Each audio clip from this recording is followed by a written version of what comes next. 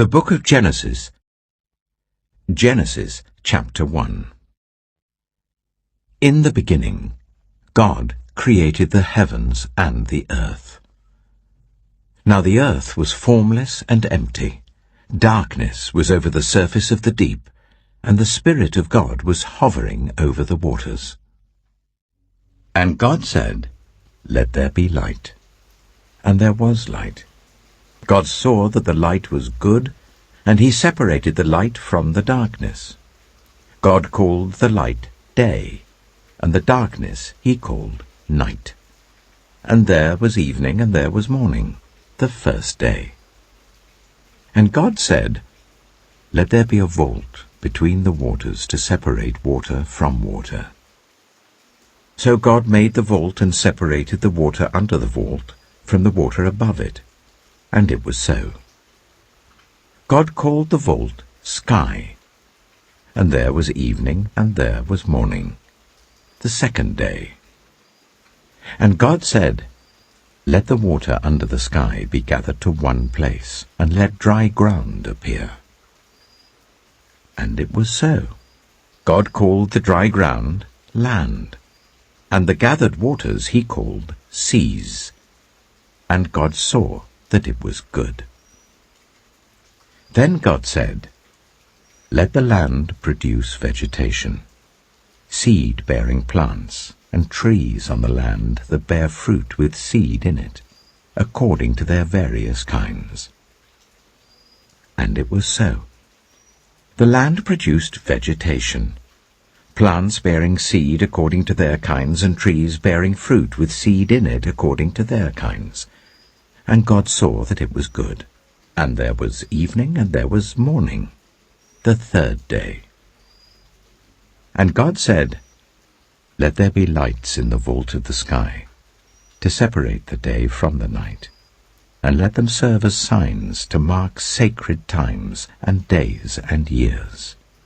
And let them be lights in the vault of the sky to give light on the earth." And it was so. God made two great lights, the greater light to govern the day, and the lesser light to govern the night. He also made the stars. God set them in the vault of the sky to give light on the earth, to govern the day and the night, and to separate light from darkness. And God saw that it was good. And there was evening, and there was morning, the fourth day. And God said, "Let the water teem with living creatures, and let birds fly above the earth, across the vault of the sky." So God created the great creatures of the sea, and every living thing with which the water teems, and that moves about in it, according to their kinds, and every winged bird according to its kind. And God saw that it was good. God blessed them and said, "Be fruitful, and increase in number, and fill the water in the seas, and let the birds increase on the earth." And there was evening, and there was morning, the fifth day. And God said, "Let the land produce living creatures according to their kinds, the livestock, the creatures that move along the ground, and the wild animals, each according to its kind." And it was so. God made the wild animals according to their kinds, the livestock according to their kinds, and all the creatures that move along the ground according to their kinds. And God saw that it was good. Then God said, "Let us make mankind in our image, in our likeness, so that they may rule over the fish in the sea and the birds in the sky, over the livestock and all the wild animals, and over all the creatures that move along the ground." So God created mankind in his own image. In the image of God he created them, male and female he created them. God blessed them and said to them, "Be fruitful, and increase in number. Fill the earth and subdue it. Rule over the fish in the sea and the birds in the sky, and over every living creature that moves on the ground. Then God said, I give you every seed-bearing plant on the face of the whole earth, and every tree that has fruit with seed in it. They will be yours for food, and to all the beasts of the earth and all the birds in the sky and all the creatures that move along the ground, everything that has the breath of life in it, I give every green plant for food. And it was so. God saw all that he had made, and it was very good. And there was evening, and there was morning, the 6th day. Genesis chapter 2. Thus the heavens and the earth were completed in all their vast array. By the 7th day, God had finished the work he had been doing. So on the 7th day he rested from all his work. Then God blessed the 7th day and made it holy, because on it he rested from all the work of creating that he had done. This is the account of the heavens and the earth when they were created, when the Lord God made the earth and the heavens. Now no shrub had yet appeared on the earth, and no plant had yet sprung up. For the Lord God had not sent rain on the earth, and there was no one to work the ground. But streams came up from the earth and watered the whole surface of the ground. Then the Lord God formed a man from the dust of the ground, and breathed into his nostrils the breath of life. And the man became a living being. Now the Lord God had planted a garden in the east, in Eden, and there he put the man he had formed. The Lord God made all kinds of trees grow out of the ground, trees that were pleasing to the eye and good for food. In the middle of the garden were the tree of life and the tree of the knowledge of good and evil. A river watering the garden flowed from Eden. From there it was separated into 4 headwaters. The name of the first is the Pishon. It winds through the entire land of Havilah, where there is gold. The gold of that land is good. Aromatic resin and onyx are also there. The name of the second river is the Gihon. It winds through the entire land of Cush. The name of the third river is the Tigris. It runs along the east side of Ashur, and the fourth river is the Euphrates. The Lord God took the man and put him in the Garden of Eden to work it and take care of it. And the Lord God commanded the man, You are free to eat from any tree in the garden, but you must not eat from the tree of the knowledge of good and evil, for when you eat from it, you will certainly die. The Lord God said, It is not good for the man to be alone. I will make a helper suitable for him. Now the Lord God had formed out of the ground all the wild animals and all the birds in the sky. He brought them to the man to see what he would name them, and whatever the man called each living creature, that was its name. So the man gave names to all the livestock, the birds in the sky, and all the wild animals. But for Adam no suitable helper was found. So the Lord God caused the man to fall into a deep sleep. And while he was sleeping, he took one of the man's ribs, and then closed up the place with flesh. Then the Lord God made a woman from the rib he had taken out of the man, and he brought her to the man. The man said, This is now bone of my bones and flesh of my flesh. She shall be called woman, for she was taken out of man. That is why a man leaves his father and mother and is united to his wife, and they become one flesh. Adam and his wife were both naked, and they felt no shame. Genesis chapter 3. Now the snake was more crafty than any of the wild animals the Lord God had made. He said to the woman, Did God really say, Don't touch it, or you will die? "You will not certainly die," the snake said to the woman. "For God knows that when you eat from it, your eyes will be opened, and you will be like God, knowing good and evil." When the woman saw that the fruit of the tree was good for food and pleasing to the eye, and also desirable for gaining wisdom, she took some and ate it. She also gave some to her husband who was with her, and he ate it. Then the eyes of both of them were opened, and they realized they were naked. So they sewed fig leaves together and made coverings for themselves. Then the man and his wife heard the sound of the Lord God as he was walking in the garden in the cool of the day. And they hid from the Lord God among the trees of the garden. But the Lord God called to the man, "Where are you?" He answered, "I heard you in the garden, and I was afraid because I was naked, so I hid." And he said, "Who told you that you were naked? Have you eaten from the tree that I commanded you not to eat from?" The man said, "The woman you put here with me, she gave me some fruit from the tree, and I ate it." Then the Lord God said to the woman, "What is this you have done?" The woman said, "The snake deceived me, and I ate." So the Lord God said to the snake, "Because you have done this, cursed are you above all livestock and all wild animals. You will crawl on your belly, and you will eat dust all the days of your life.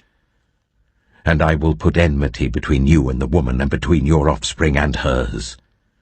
He will crush your head, and you will strike his heel." To the woman he said, "I will make your pains in childbearing very severe. With painful labor you will give birth to children. Your desire will be for your husband, and he will rule over you." To Adam he said, "Because you listened to your wife, and ate fruit from the tree about which I commanded you, you must not eat from it. Cursed is the ground because of you. Through painful toil you will eat food from it all the days of your life. It will produce thorns and thistles for you, and you will eat the plants of the field. By the sweat of your brow you will eat your food, until you return to the ground, since from it you were taken.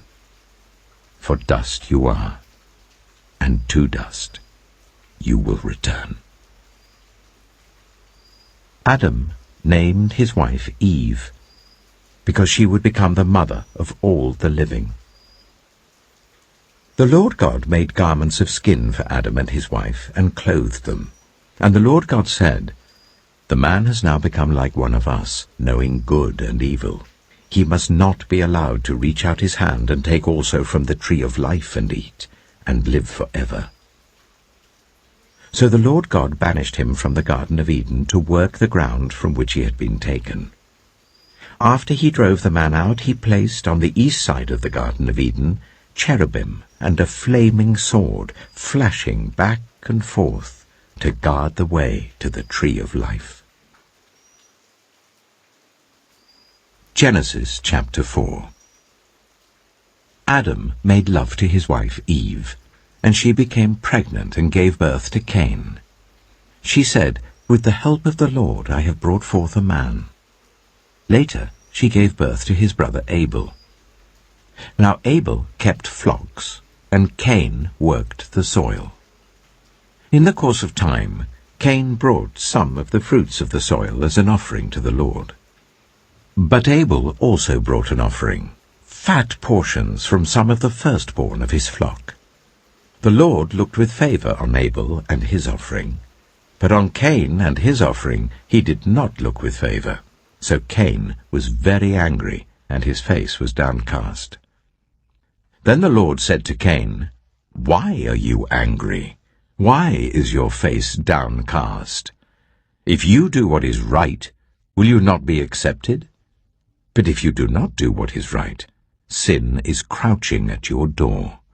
It desires to have you, but you must rule over it."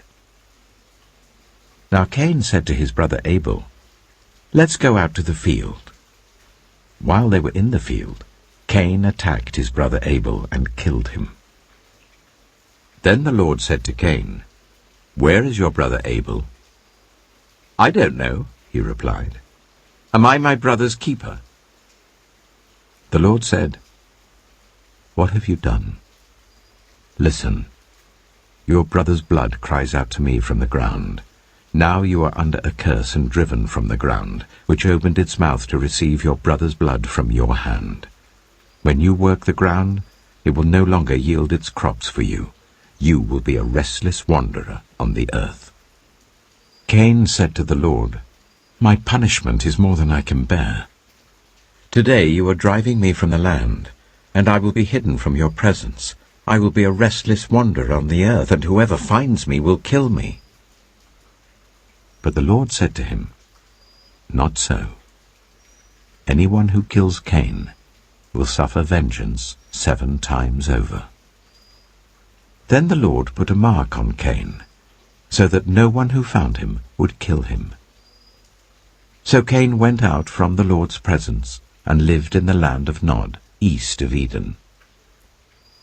Cain made love to his wife, and she became pregnant and gave birth to Enoch. Cain was then building a city, and he named it after his son Enoch. To Enoch was born Irad, and Irad was the father of Mehujael, and Mehujael was the father of Methusael, and Methusael was the father of Lamech. Lamech married 2 women, one named Ada and the other Zillah. Ada gave birth to Jabal. He was the father of those who live in tents and raise livestock. His brother's name was Jubal. He was the father of all who play stringed instruments and pipes. Zillah also had a son, Tubal-Cain, who forged all kinds of tools out of bronze and iron. Tubal-Cain's sister was Naamah. Lamech said to his wives, "Ada and Zillah, listen to me. Wives of Lamech, hear my words. I have killed a man for wounding me, a young man for injuring me. If Cain is avenged 7 times, then Lamech 77 times. Adam made love to his wife again, and she gave birth to a son and named him Seth, saying, "God has granted me another child in place of Abel, since Cain killed him." Seth also had a son, and he named him Enosh. At that time, people began to call on the name of the Lord. Genesis chapter 5.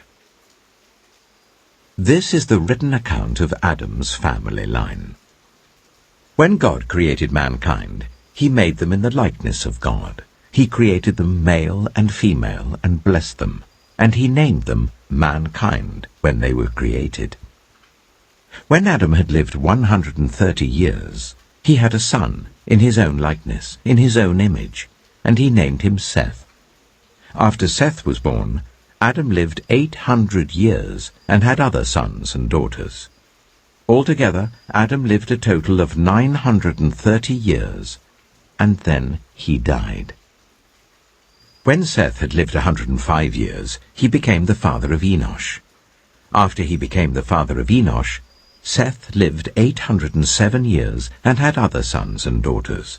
Altogether, Seth lived a total of 912 years, and then he died.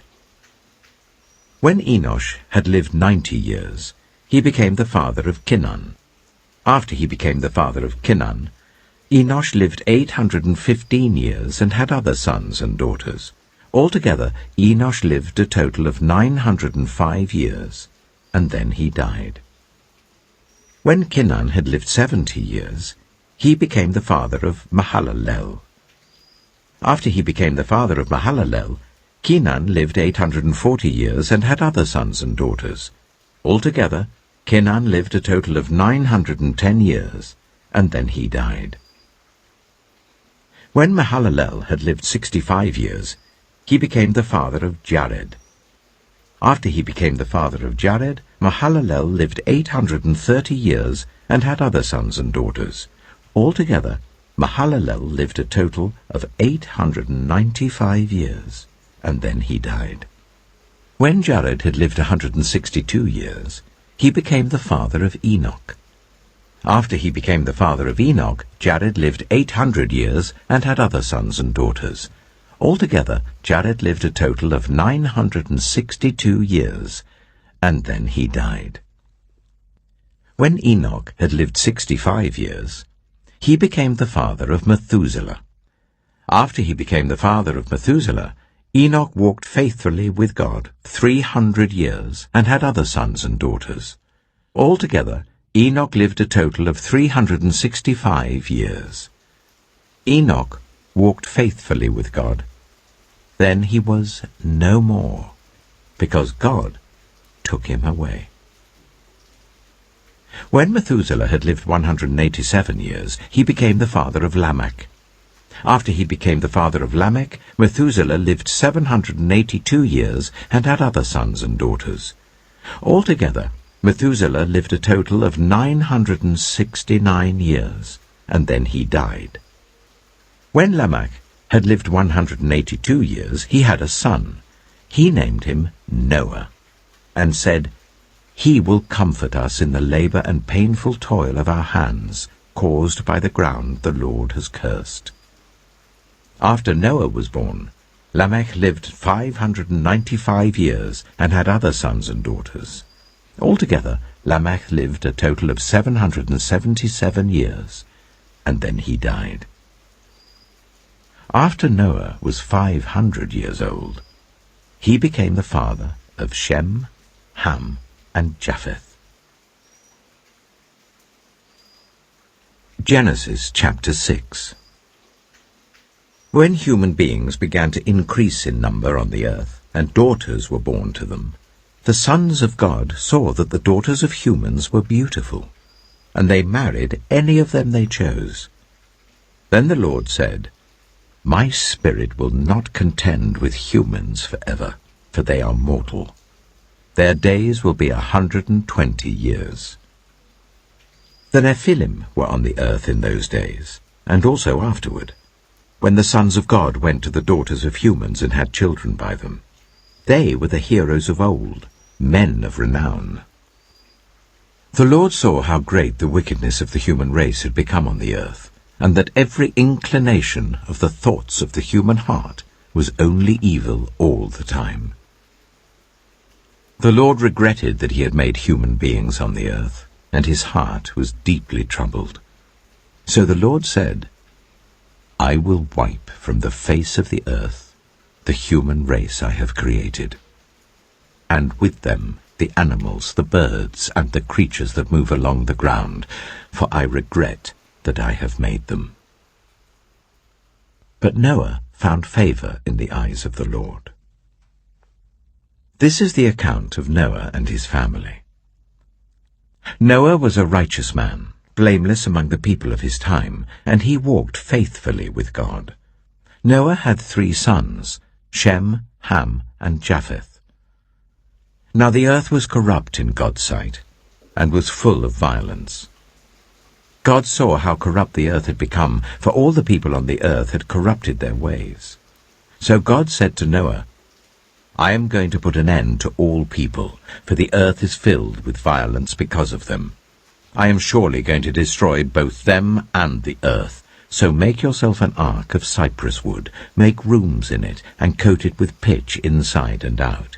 This is how you are to build it. The ark is to be 300 cubits long, 50 cubits wide, and 30 cubits high. Make a roof for it, leaving below the roof an opening 1 cubit high all around. Put a door in the side of the ark, and make lower, middle, and upper decks. I am going to bring flood waters on the earth to destroy all life under the heavens, every creature that has the breath of life in it. Everything on earth will perish. But I will establish my covenant with you, and you will enter the ark, you and your sons and your wife and your sons' wives with you. You are to bring into the ark 2 of all living creatures, male and female, to keep them alive with you. 2 of every kind of bird, of every kind of animal, and of every kind of creature that moves along the ground will come to you to be kept alive. You are to take every kind of food that is to be eaten and store it away as food for you and for them. Noah did everything just as God commanded him. Genesis chapter 7. The Lord then said to Noah, "Go into the ark, you and your whole family, because I have found you righteous in this generation. Take with you 7 pairs of every kind of clean animal, a male and its mate, and 1 pair of every kind of unclean animal, a male and its mate, and also 7 pairs of every kind of bird, male and female, to keep their various kinds alive throughout the earth. 7 days from now I will send rain on the earth for 40 days and 40 nights, and I will wipe from the face of the earth every living creature I have made." And Noah did all that the Lord commanded him. Noah was 600 years old when the floodwaters came on the earth. And Noah and his sons and his wife and his sons' wives entered the ark to escape the waters of the flood. Pairs of clean and unclean animals, of birds and of all the creatures that move along the ground, male and female, came to Noah and entered the ark, as God had commanded Noah. And after the 7 days, the floodwaters came on the earth.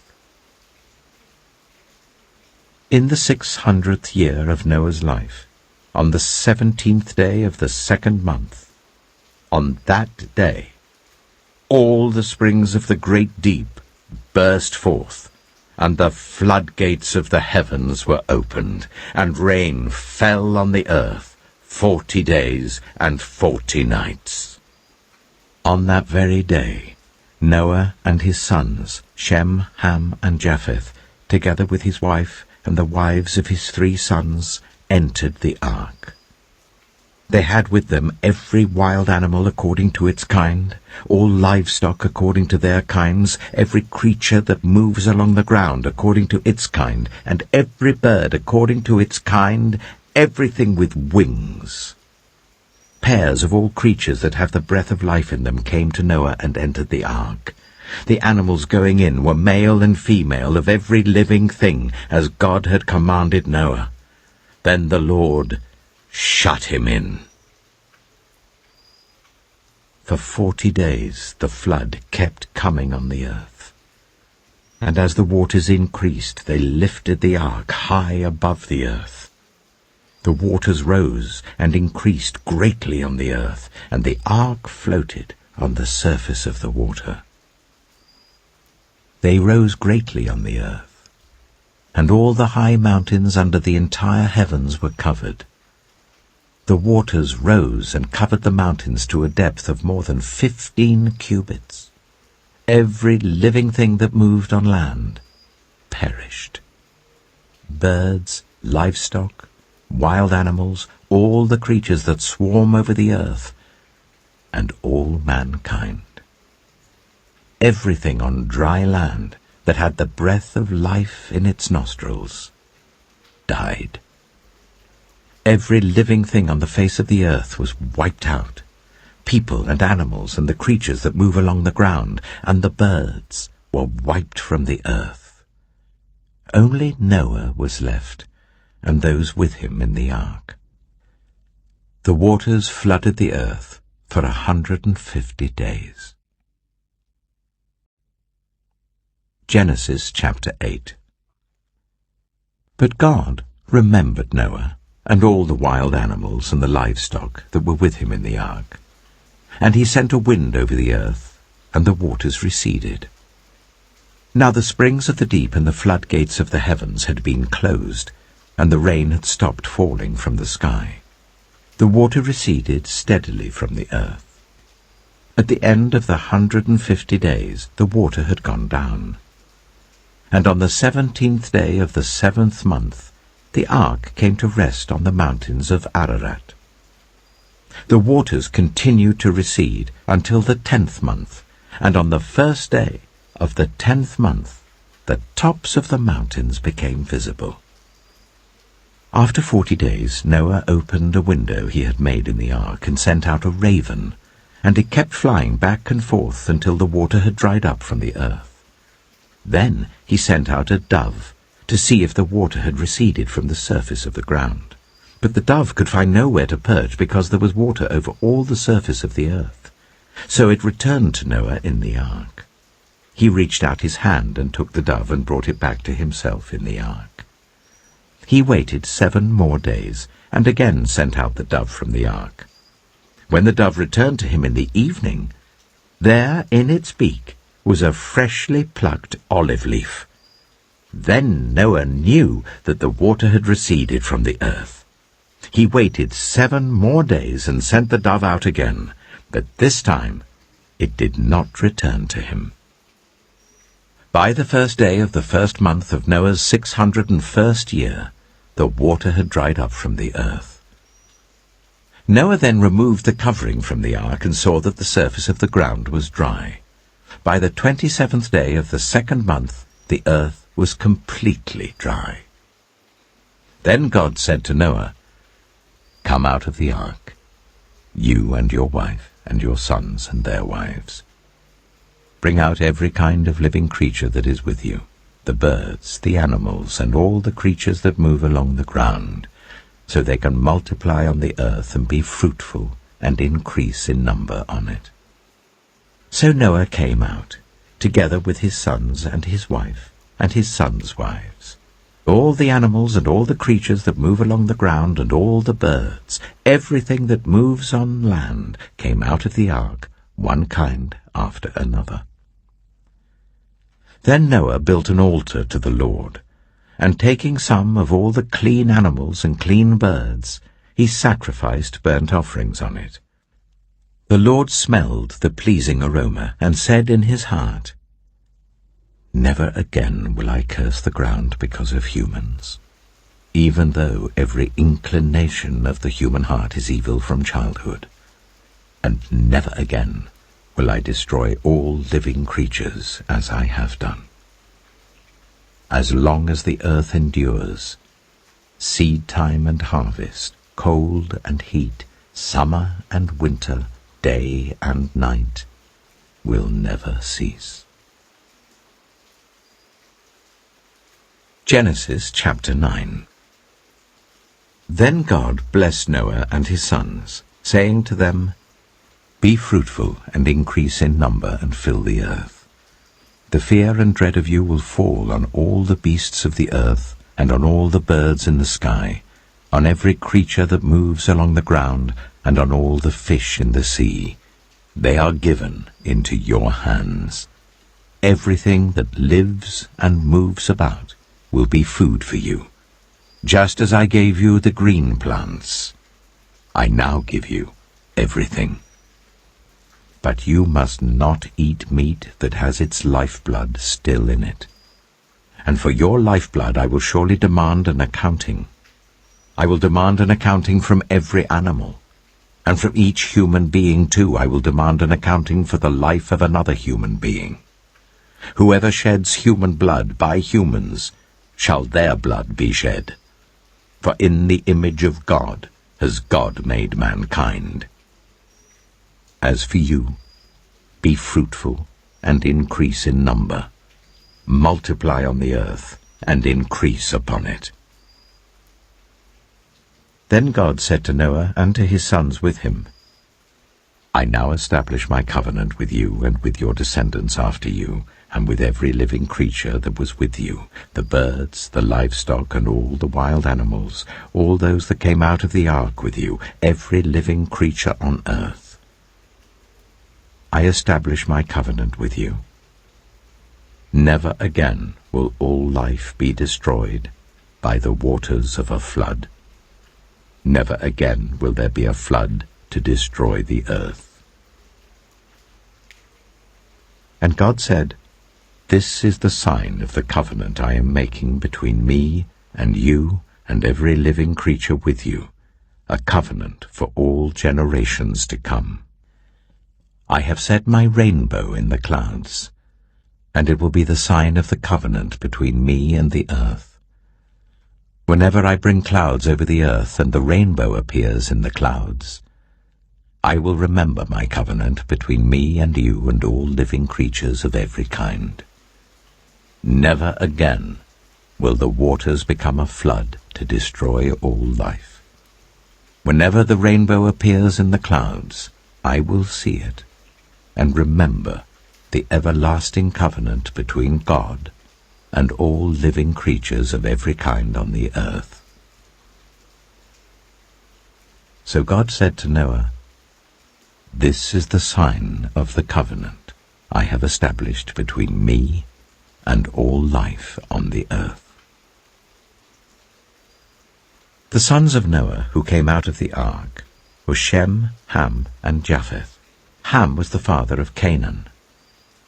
These were the 3 sons of Noah, and from them came the people who were scattered over the whole earth.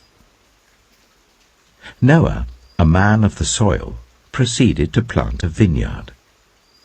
When he drank some of its wine, he became drunk and lay uncovered in his tent. Ham, the father of Canaan, saw his father naked and told his 2 brothers outside. But Shem and Japheth took a garment and laid it across their shoulders. Then they walked in backward and covered their father's naked body. Their faces were turned the other way, so that they would not see their father naked. When Noah awoke from his wine and found out what his youngest son had done to him, he said, "Cursed be Canaan. The lowest of slaves will he be to his brothers." He also said, "Praise be to the Lord, the God of Shem. May Canaan be the slave of Shem. May God extend Japheth's territory. May Japheth live in the tents of Shem, and may Canaan be the slave of Japheth." After the flood, Noah lived 350 years. Noah lived a total of 950 years, and then he died. Genesis chapter 10. This is the account of Shem, Ham, and Japheth, Noah's sons, who themselves had sons after the flood. The sons of Japheth: Gomer, Magog, Madai, Javan, Tubal, Meshach, and Tiras. The sons of Gomer: Ashkenaz, Riphath, and Togarmah. The sons of Javan: Elisha, Tarshish, the Kittites, and the Rodanites. From these the maritime peoples spread out into their territories by their clans within their nations, each with its own language. The sons of Ham: Cush, Egypt, Put, and Canaan. The sons of Cush: Seba, Havilah, Sabta, Reamah, and Sabtika. The sons of Reamah: Sheba and Dedan. Cush was the father of Nimrod, who became a mighty warrior on the earth. He was a mighty hunter before the Lord. That is why it is said, like Nimrod, a mighty hunter before the Lord. The first centers of his kingdom were Babylon, Uruk, Akkad, and Calnu in Shinar. From that land he went to Assyria, where he built Nineveh, Rehoboth, Calah, and Resen, which is between Nineveh and Calah, which is the great city. Egypt was the father of the Ludites, Anamites, Lehabites, Naphtuhites, Pathrusites, Casluhites, from whom the Philistines came, and Caphtorites. Canaan was the father of Sidon his firstborn, and of the Hittites, Jebusites, Amorites, Girgashites, Hivites, Archites, Sinites, Arvadites, Zemarites, and Hamathites. Later the Canaanites' clans scattered, and the borders of Canaan reached from Sidon towards Gerar as far as Gaza, and then toward Sodom, Gomorrah, Admah, and Zeboim as far as Lasha. These are the sons of Ham by their clans and languages, in their territories and nations. Sons were also born to Shem. whose older brother was Japheth. Shem was the ancestor of all the sons of Eber. The sons of Shem: Elam, Ashur, Arphaxad, Lud, and Aram. The sons of Aram: Az, Hul, Gether, and Meshech. Arphaxad was the father of Shelah, and Shelah the father of Eber. 2 sons were born to Eber. One was named Peleg, because in his time the earth was divided. His brother was named Joktan. Joktan was the father of Almodad, Sheleph, Hazamepheth, Jirah, Hadoram, Uzal, Dilah, Obal, Abimael, Sheba, Ophir, Havilah, and Jobab. All these were sons of Joktan. The region where they lived stretched from Mesha towards Sephar in the eastern hill country. These are the sons of Shem by their clans and languages in their territories and nations. These are the clans of Noah's sons, according to their lines of descent within their nations. From these the nations spread out over the earth after the flood. Genesis chapter 11. Now the whole world had one language and a common speech. As people moved eastward, they found a plain in Shinar and settled there. They said to each other, "Come, let's make bricks and bake them thoroughly." They used brick instead of stone and bitumen for mortar. Then they said, "Come, let us build ourselves a city with a tower that reaches to the heavens, so that we may make a name for ourselves. Otherwise we will be scattered over the face of the whole earth." But the Lord came down to see the city and the tower the people were building. The Lord said, "If as one people speaking the same language they have begun to do this, then nothing they plan to do will be impossible for them. Come, let us go down and confuse their language, so they will not understand each other." So the Lord scattered them from there over all the earth, and they stopped building the city. That is why it was called Babel, because there the Lord confused the language of the whole world. From there the Lord scattered them over the face of the whole earth. This is the account of Shem's family line. 2 years after the flood, when Shem was 100 years old, he became the father of Arphaxad. And after he became the father of Arphaxad, Shem lived 500 years and had other sons and daughters. When Arphaxad had lived 35 years, he became the father of Shelah. And after he became the father of Shelah, Arphaxad lived 403 years and had other sons and daughters. When Shelah had lived 30 years, he became the father of Eber. And after he became the father of Eber, Shelah lived 403 years and had other sons and daughters. When Eber had lived 34 years, he became the father of Peleg. And after he became the father of Peleg, Eber lived 430 years and had other sons and daughters. When Peleg had lived 30 years, he became the father of Reu. And after he became the father of Reu, Peleg lived 209 years and had other sons and daughters. When Reu had lived 32 years, he became the father of Serug. And after he became the father of Serug, Reu lived 207 years and had other sons and daughters. When Serug had lived 30 years, he became the father of Nahor. And after he became the father of Nahor, Serug lived 200 years and had other sons and daughters. When Nahor had lived 29 years, he became the father of Terah.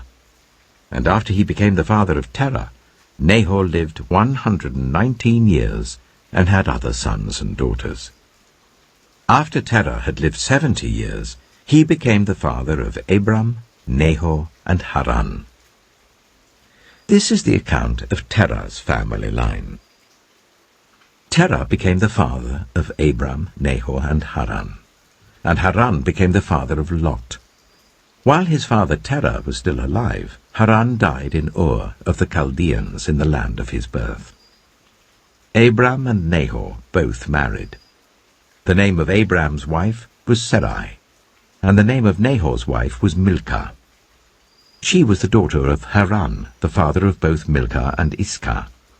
Now Sarai was childless because she was not able to conceive. Terah took his son Abram, his grandson Lot, son of Haran, and his daughter-in-law Sarai, the wife of his son Abram, and together they set out from Ur of the Chaldeans to go to Canaan. But when they came to Haran, they settled there.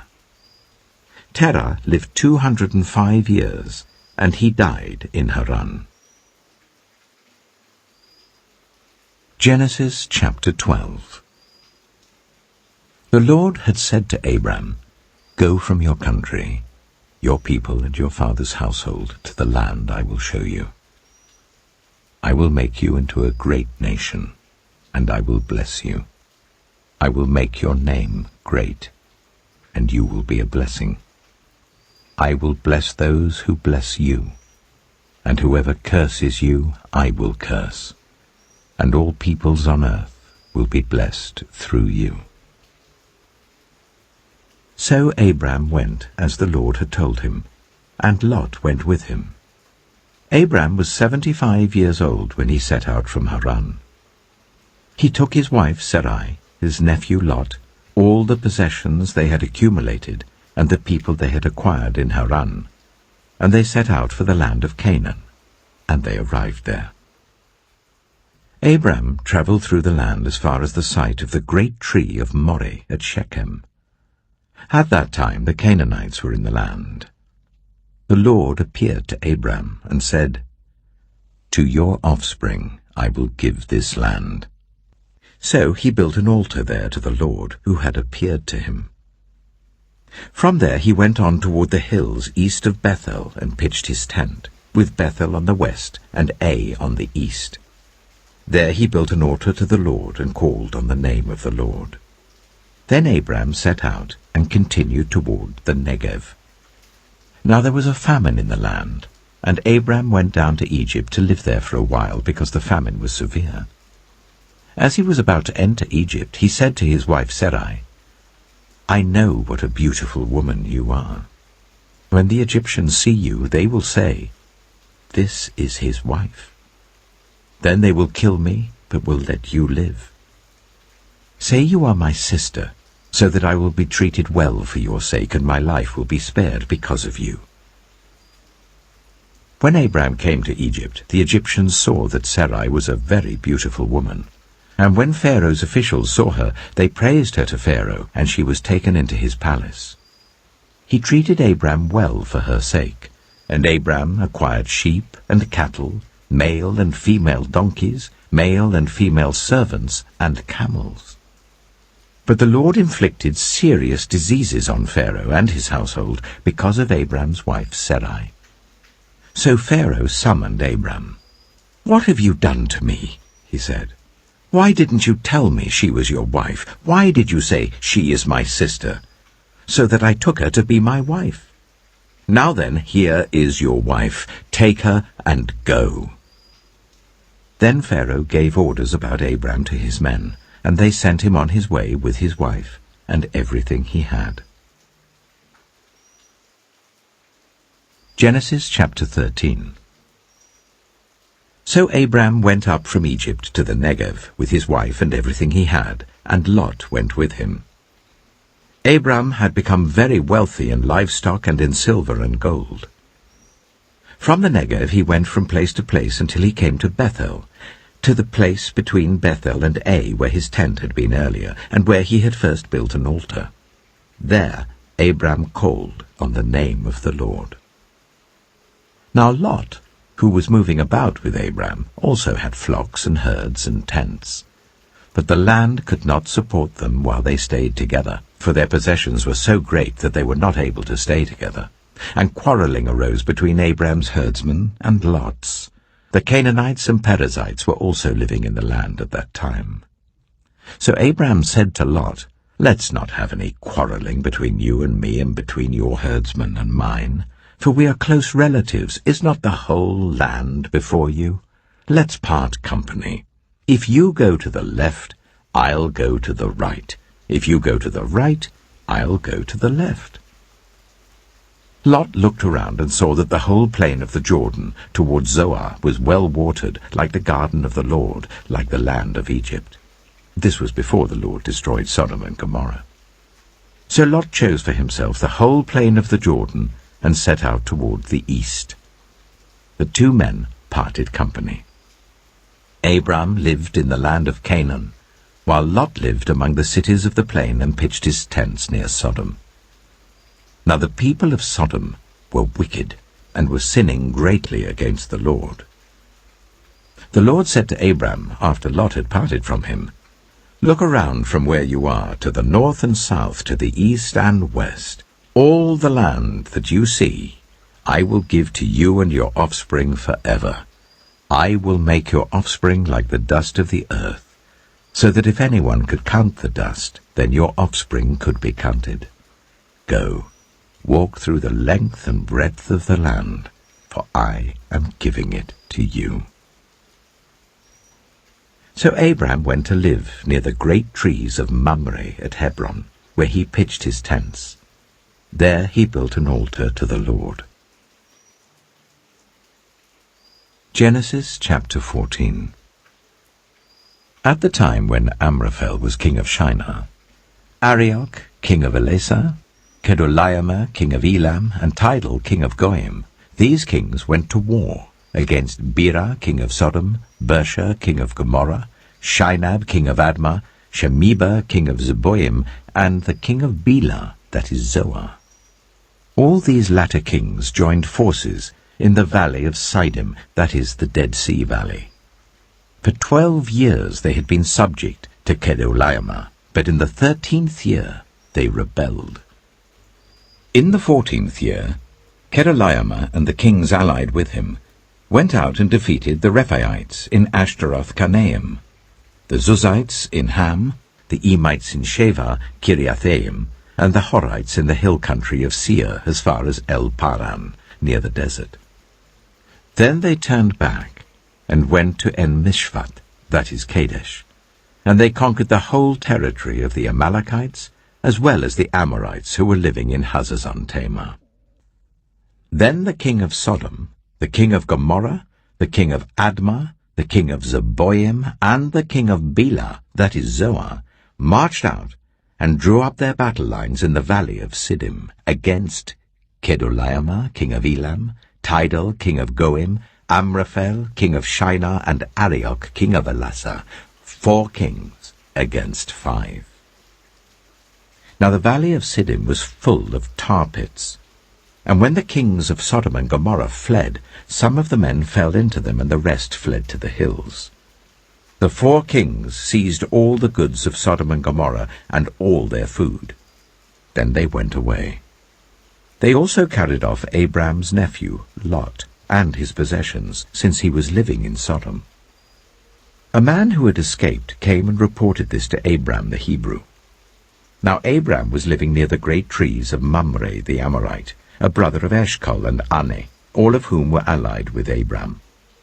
When Abram heard that his relative had been taken captive, he called out 318 trained men born in his household, and went in pursuit as far as Dan.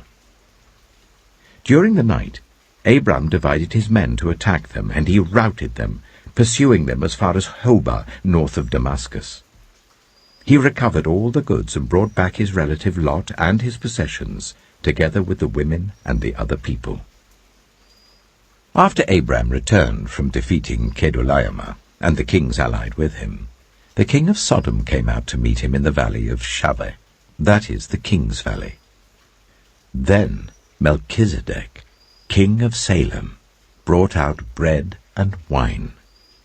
He was priest of God Most High, and he blessed Abram, saying, "Blessed be Abram by God Most High, creator of heaven and earth, and praise be to God Most High, who delivered your enemies into your hand."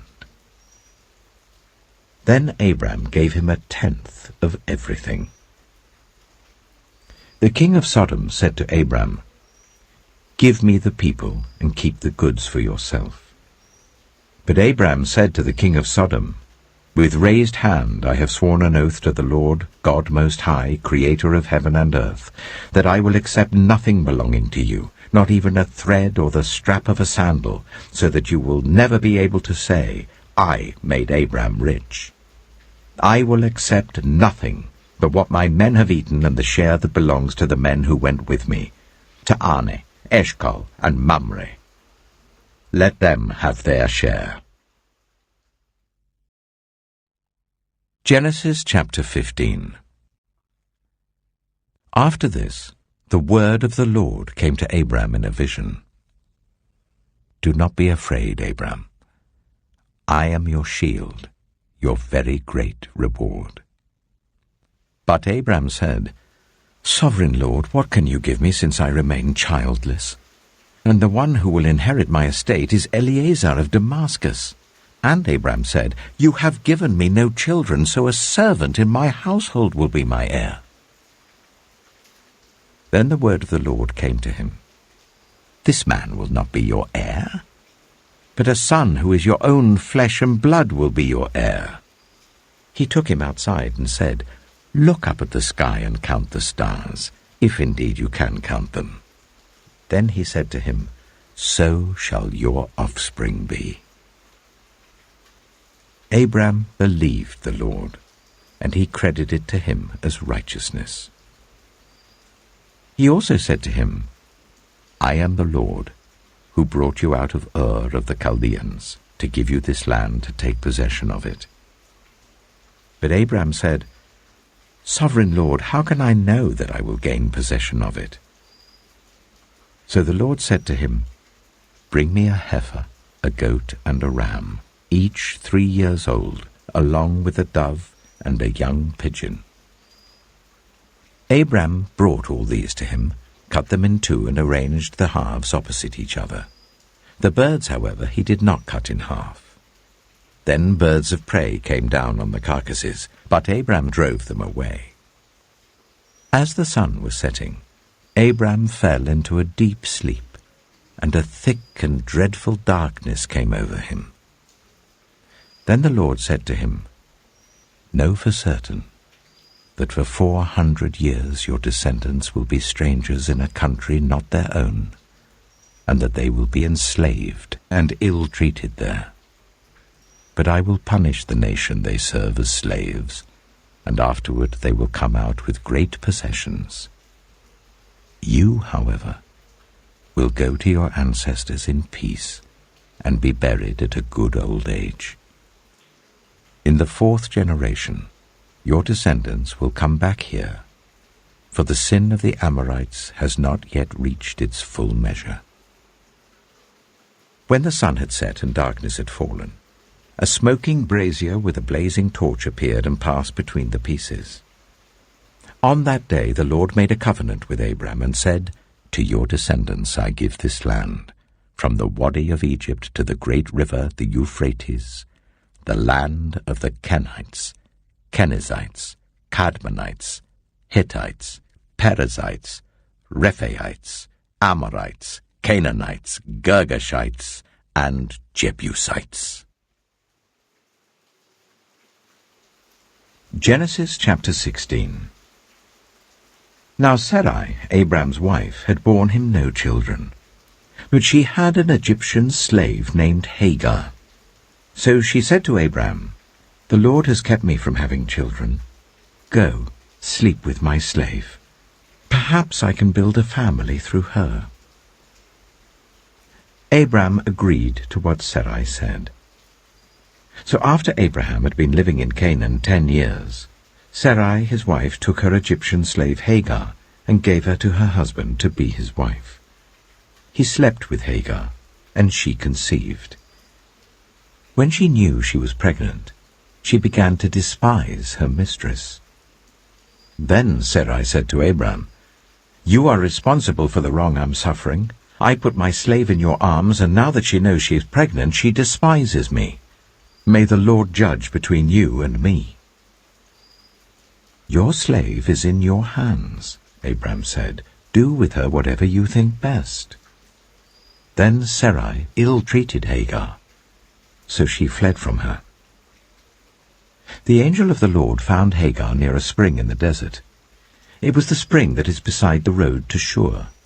And he said, "Hagar, slave of Sarai, where have you come from and where are you going?" "I'm running away from my mistress Sarai," she answered. Then the angel of the Lord told her, "Go back to your mistress and submit to her." The angel added, "I will increase your descendants so much that they will be too numerous to count." The angel of the Lord also said to her, "You are now pregnant, and you will give birth to a son. You shall name him Ishmael, for the Lord has heard of your misery. He will be a wild donkey of a man. His hand will be against everyone, and everyone's hand against him, and he will live in hostility towards all his brothers." She gave this name to the Lord who spoke to her, "You are the God who sees me." For she said, "I have now seen the one who sees me." That is why the well was called Bir Lahai-roi. It is still there between Kadesh and Bered. So Hagar bore Abram a son, and Abram gave the name Ishmael to the son she had born. Abram was 86 years old when Hagar bore him Ishmael. Genesis chapter 17.